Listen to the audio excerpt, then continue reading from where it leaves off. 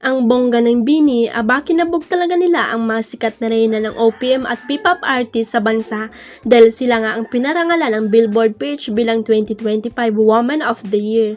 Ang award na ito ng BINI ang pinaka-prestigious award ng Billboard PH Women in Music, the executive edition ngayong taon.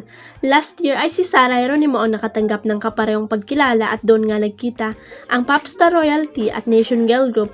Tuwang-tuwa pa noon sina Joanna, Maloy, Stacy, Aya, Gwen, Sheena, Mika at Colette nang makasama nila on stage ang idolo nilang si Sarah. Kumbaga sa mga beauty pageant, ipinasa na ni Sarah ang kanyang corona sa BINI Bong. Siniship din ng Blooms na sana ay mapabilang din ang BINI sa Global Force Awards ng Billboard US gaya ni Sarah. Ayon pa sa Billboard PH, napili nila ang BINI dahil sa rami ng hit song at sold-out concert ng mga reyna ng P-pop hindi lang sa bansa kundi maging sa Asia at North America. Ang BINI rin ang nanalo sa Best Asia Act Awards sa 2024 MTV EMAs bukod sa nakuha nilang parangal sa Voice of Asia Award at Billboard Korea's K-Power 100.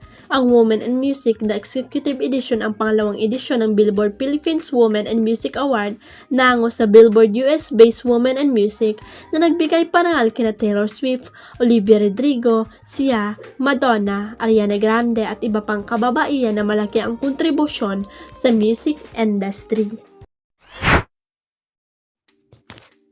Pinagpepestan ngayon sa X ang pagkashock ng netizen nitong Webes ng gabi nang mapansin nilang nag-follow ang nanay ni Catherine Bernardo na si Mami Min sa Instagram ng alkaldeng naliling sa aktres. Pero agad din daw nag-unfollow ang mudra ni Kat. Binawi raw agad ni Mami Min ang pag-follow niya sa IG ng politikong inililing sa kanyang anak. Pero maagap ang ibang mema at intrigerang netizen, lalo na yung mga chismosang tambay ng Reddit social media platform dahil nakapag-screenshot agad sila ng ebidensya. May mga resibo nga silang pinost sa X.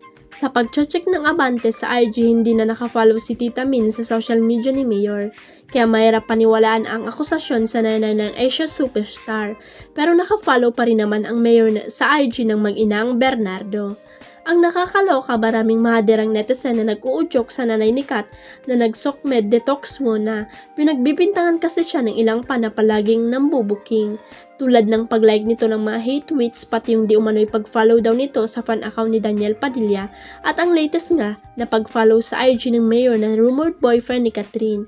Dagdag pa ng netizen, obvious din daw na may hugot ang birthday greetings ni Tita Min sa bunsong anak. Pero syempre marami pa rin ang nagbibigay ng benefit of doubt na baka aksidente lang na na-follow ng mami ng actress ang social account ng politiko kaya binawi niya agad at nag-unfollow nga. Huwag kalimutang i-click ang subscribe button at i-ring ang notification bell para sa latest at legit chika updates.